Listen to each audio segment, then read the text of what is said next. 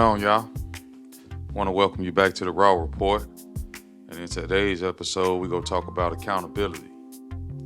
You ever feel like you're present in your own house, but you completely checked out of the fight? I mean, you're there physically. You're sitting at the table. You're sleeping in the bed. You're paying the bills. But inside of you, you clocked out a long time ago. And you don't even know when it happened. You picking your battles. You keeping the peace. And I'm here to tell you that's not discernment. That's a collapsed masculine identity. Basically, your identity collapsed. And today we're going to call it what it is. You're not at peace. You're not absent. You're gone. You're there, but you're gone. You're in the room, but you left the fight a long time ago. So I guess you is absent. And the people who need you the most, they can feel it. But they just can't really put a name to it. They just know that you checked out. And y'all hear me say it all the time. Cruel seasons don't need nice guys. It make me think of this old, what do you call those things? It was like a bathroom ornament my mom used to have. It was a man flushing himself down the toilet, talking about cruel seasons. And that's basically where we at. Because if you look around you, we're living in cruel seasons. Every time you walk out the door, it's getting harder. It's getting darker. It's getting more confusing. Basically, culture is loud everywhere. The pressure is heavier. The lies get thicker. Like everybody, it's just like people lying and they don't even care. They just lying for no reason. And the cost for standing up for something real, it goes up basically every single day. And like I said at the beginning, the cruel seasons don't need no more nice guys. They need some men that's gonna stand in the gap. Is that you? We need men that can look at the chaos and still go fight, ain't go flinch. It is what it is. It used to be you. We need more men that can absorb the pressure and still lead. It's still in you. But somewhere along the lines, you left the fight. And I'm here to try to help you get it back.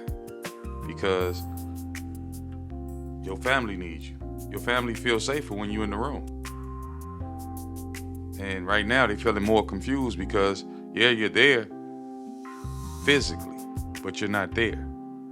So you're basically not standing in the gap for them. Because it's like, and I know what it is, you're basically writing from the inside. And for a lot of y'all, we got to get that back. Because the scrolling, the social media is taken from us. You stay informed, you know everything. You can quote anything and everybody. But you can't make a decision at your own kitchen table.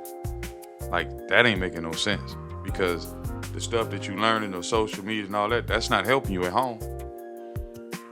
You got all the information, but you ain't got none of the authority. You're educated, but you're not leading.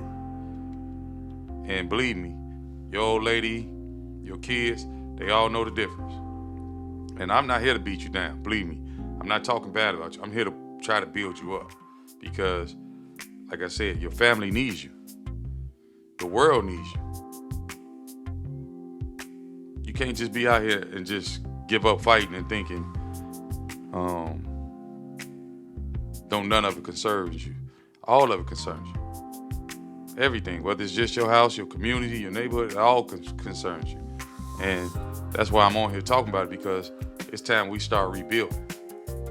And I'm finna give you 5 signs, and I need you to be honest with yourself while I'm talking about it.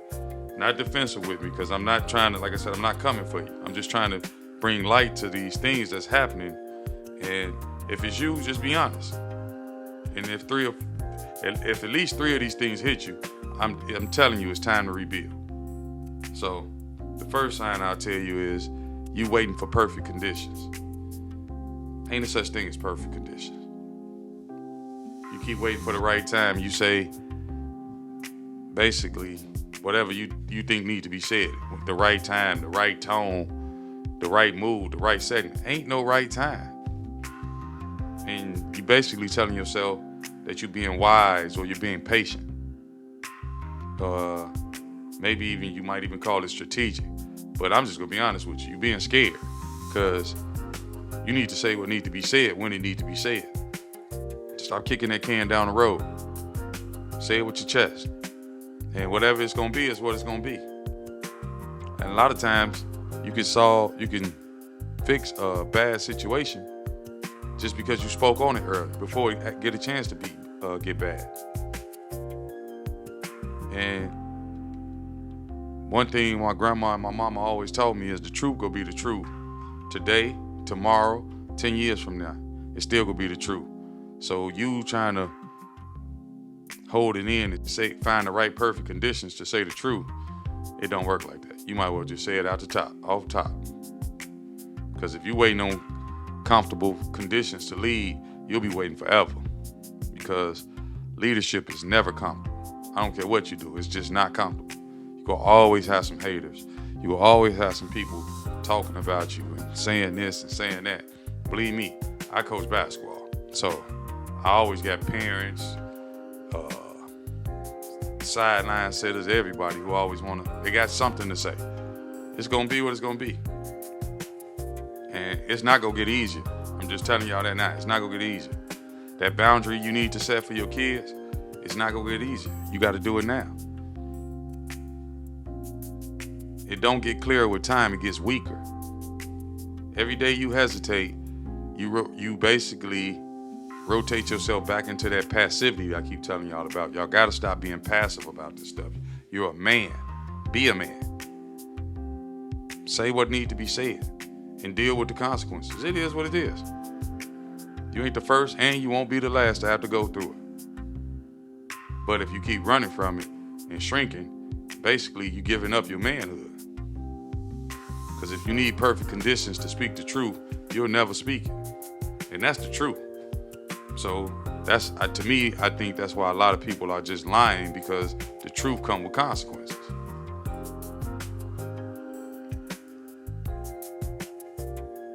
I'm just saying. The truth has never asked for permission to be uncomfortable. It just hasn't. Sign number 2, you value your comfort over command. You rather let dysfunction grow in your house than to have one 10-minute hard conversation. That 10-minute hard conversation might lead to a couple days of uncomfortableness, but it's out there in the openness. You said what needs to be said. You see the problem and you feel the tension.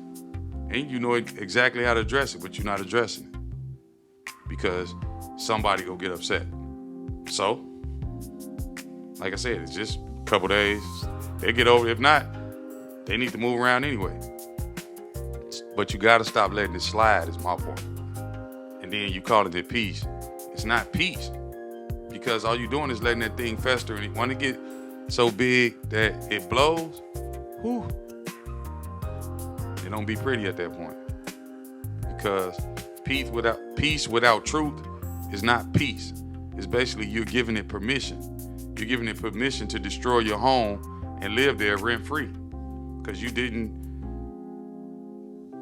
confront the conflict. You just avoided it. So all you did was postpone the explosion. But it's gonna happen. And you gave the permission for the negativity to happen. And it's right in your house from the inside. While you sitting on the couch scrolling through your phone or watching the game, you see it and you notice it, but you like, whatever. No, it ain't whatever. It's bigger than that. You're the head of the house. Act like it. Sign number 3, your authority is empty. Your kids don't even come to you no more. They look to their mama for everything. And before you blame her for overstepping, you said it yourself. You checked out. You stopped showing up because your authority ain't little, but you gave it up. So mama got to handle everything. And we both know that's wrong. Your authority is built on your consistency. It's built by your follow through. And basically being a man is saying what you mean. And say what you mean what you say. And bag it up every single time. Can we honestly say that's what we're doing? That's my point. If you can't say, if you know you ain't been following through, I mean, why would your kids come to you? Because you set a boundary on Monday and say, don't do this, don't do that. But by Wednesday, you letting them do the same thing again. Where's the guidance? You made the rule and didn't even enforce it. You basically, at the end of the day, you talking about you the head of the house, but you don't act like it. Everybody doing whatever they want to do. And you didn't lose your authority, you gave it away. Because you ain't standing on what you need to stand on. You basically always giving out one empty promise at a time. One unenforced boundary. You told them don't do something, they did it anyway. I'm just saying. And I know this world don't want you chastising your kids, but if you don't do it, the coach will go do it. The streets go do it. Somebody go teach them. So it might as well be you. And that whole I'll deal with it later, that ain't working. Because your position is basically passing the buck. And basically what you're teaching people is your word is negotiable. And if your word is negotiable, that means they can negotiate you off of whatever you say. So you're training your family that your boundaries are optional. And then you upset when nobody take you serious about nothing you say. Like, who does that? Then we got sign number 4. You're a spectator and you're not a leader. You can break down all the podcasts, all the political arguments all day. You know what's happening on the news. You quote all the favorite motivational speakers and the preachers word for word. You can basically hold your debate against anybody. Online, offline, it don't matter. You in there, you know everything. But if your people call you for some advice, you don't know what to tell them. You can't even look your son in the eye and tell him what it means to be a man. You don't want to sit across from your own wife, somebody you married, and have a real conversation about where y'all marriage is at. You're a grown man sitting on the couch like a little child. Come on, man, quit playing. Quit playing with yourself. You did not come this far to come this far. Please tell me that, because if you sitting over there in the corner shrinking, letting the woman stand all on you, there's something wrong with that picture. But that's a discussion for another day. And like I said, you be consuming all this entertainment like it's the truth, and then you want to spread that, but you're not handling what needs to be handled in your own home. Then it gets personal, because all spectators got opinions. Leaders have responsibility. And can you honestly say you're a leader? Right now, you got a front row seat to your own family drifting away from whatever it is, your idea, whatever your goals is for your family, and you not stepping up to solve the problem. You. Stop leaning on somebody else. You not stepping up. You searching all this entertainment online, but you ain't searching up how to fix your situation at home. Then sign number 5, you avoid conviction. When the last time you told God about something, anything, and you actually followed through with it? And I ain't talking about the big stuff. I'm talking about that small stuff God always whisper. The moment where he tell you, go talk to your son. Apologize to your wife. Get off the phone and go just be present. Just be around, see what's going on. Stop trying to leave the house to go make some moves all the time. Sometimes you gotta sit still. What about just stepping up? But you ignore all of them. And it ain't because you didn't hear it. It's because the responding to it is gonna cost you something. It's gonna cost you your ego, your comfort. It's gonna cost you your routine. And my goodness, your kids you had stop your routine. Wow. So you stop hearing God because you stopped responding. And then your spirit went numb. Not because he stopped speaking. And it's basically because you stop obeying. And then the disobedient just created a bigger distance between you and God. And you're basically physically alive, but you're spiritually asleep. You basically choosing the couch, your phone, everything over God. And you wondering why you can't get a breakthrough. Now, basically, y'all already know I'm gonna bring scripture, so because it's all in the God. This ain't new. This problem been around for years. Men been checking out and leaving their families up to the enemy to guide them and let everything happen on their watch. In Genesis 3:6, Adam, she took the fruit thereof and did eat, and gave also unto her husband with her, and he did eat with her. So basically, Adam was standing right there. While the serpent was talking to Eve and she was being deceived, and Adam, the man of God, the man that God gave the command to, the man who basically walked with God face to face, he stood there silent. He didn't say nothing. He didn't speak up. He didn't step in. He didn't protect. He didn't tell her, "No, we're not doing that." He just watched it happen, and then he joined in.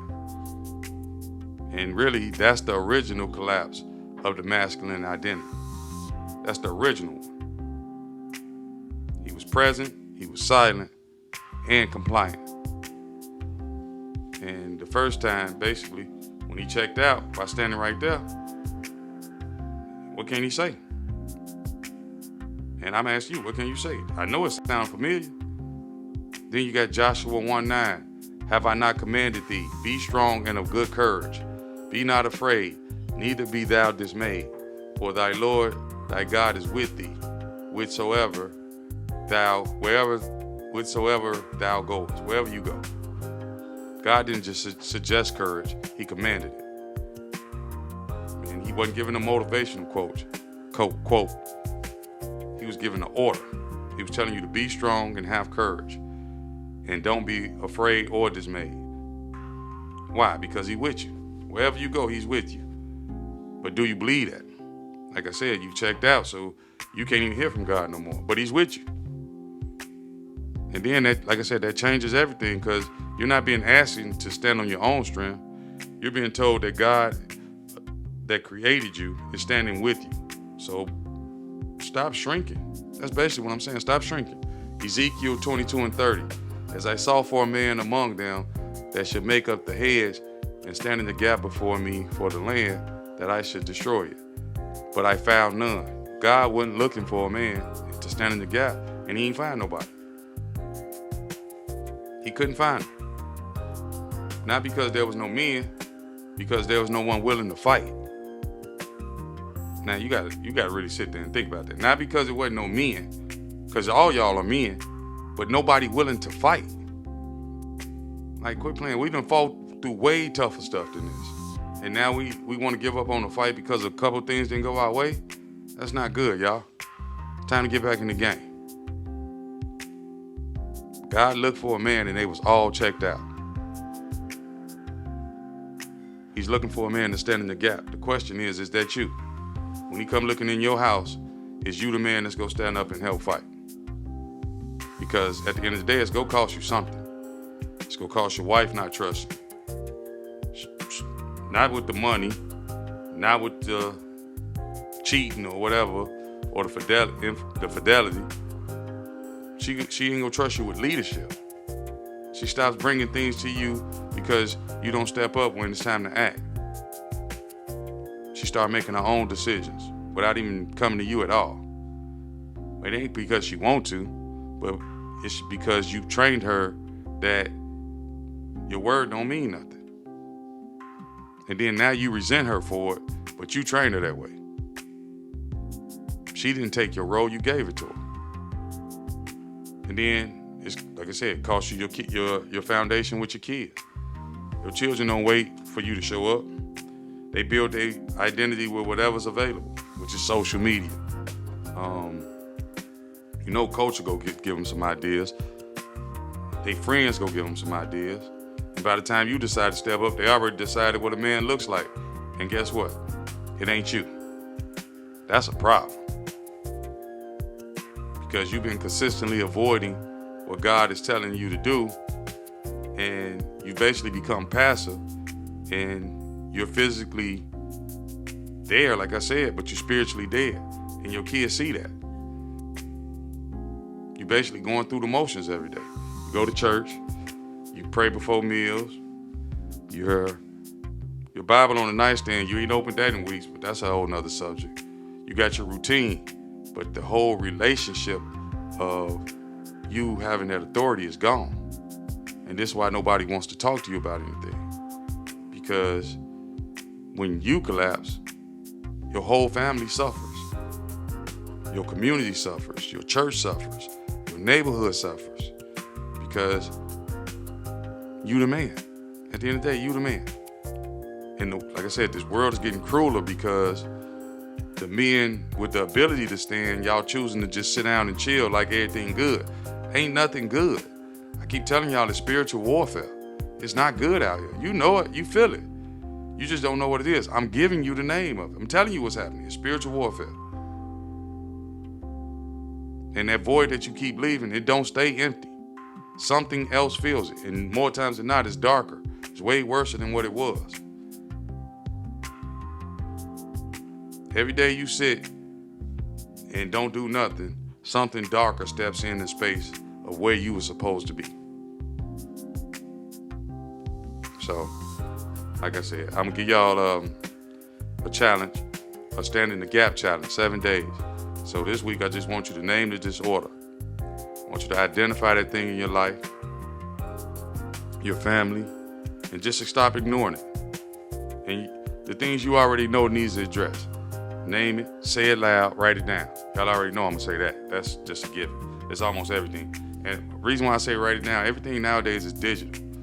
But you can write your own contract with your own penmanship on a notebook and a pad. Something that makes it real. Because let's be honest, a lot of times you keep notes and you put it in your notepad on your computer, you don't ever really go back and check those. But something you wrote, it means something when you look at it 6 months, 3 months from now. So day one, I want you, like I said, name the disorder, the conversation you've been avoiding, that boundary that collapsed. Those are areas that you need to go check out and write it in plain language. Don't dress it up, just the truth. Then on day two, you go have that conversation. The one you've been putting off, go have it face to face and say what needs to be said. Don't try to be perfect with it, just say it honestly. Day three, I want you to enforce a boundary that you let slide. Start standing on what you stand on. Pick the one that your family know you gave up on and reinstate it. And follow through on it. No negotiating with it. Day four, put that phone down. I want to say for the whole day, but just say for an hour because I don't know how far you're going with that. But put the phone down and just enjoy family time. Be present. Watch something they want to watch, even though it's something you don't want to watch. Just be present. Be in the room for real. Day five, ask your wife or the closest person to you, ask them this question. Where have you been absent at? And don't try to defend yourself, just listen.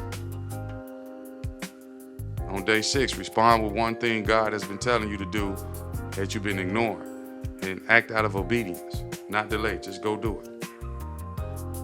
And on day seven, pray out loud, not in your head, out loud, and tell God you're done sitting and get back in the fight. Ask him to rebuild your foundation and mean it. And I'm telling you off top, I know I just went through it all quick and easy like it's gonna be easy. It's not easy. The first few days gonna be the hardest because them the real days. You naming it, getting it off your chest, that's when it gets hard. And I'm not pretending that it's easy. I'm telling you, but you gotta stop backpedaling. You gotta just jump in the fight. Spiritual warfare is something that a lot of us, we don't want to acknowledge because we just assuming that it's not real because we can't see it. But you can feel it every single day. I promise you, you can feel it. And to be honest, your family needs you in the fight. I'm not even worried about the neighbors or the church or the community. They all need you, but your family needs you in the fight.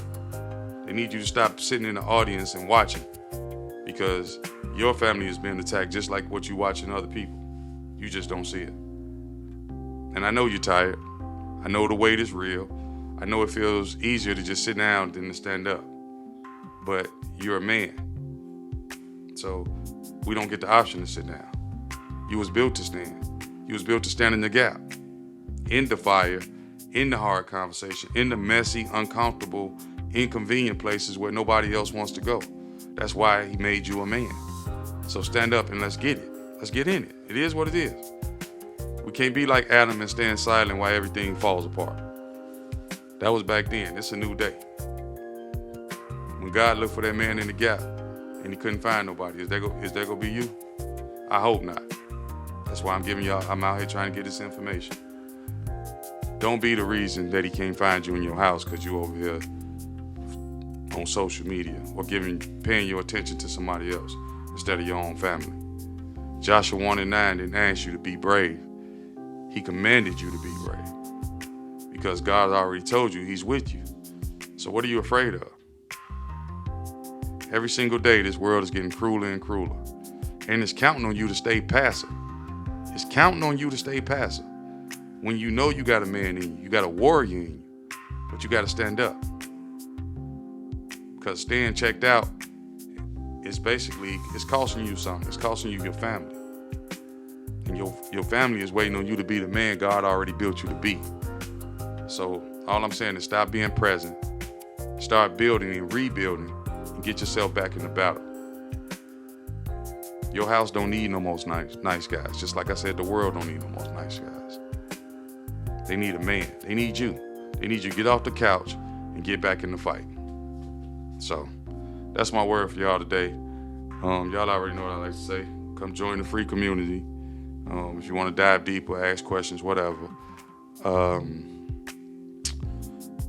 Stay real, stay raw, stay grounded in your faith, and walk boldly in your purpose. Till the next time, y'all, I'm out.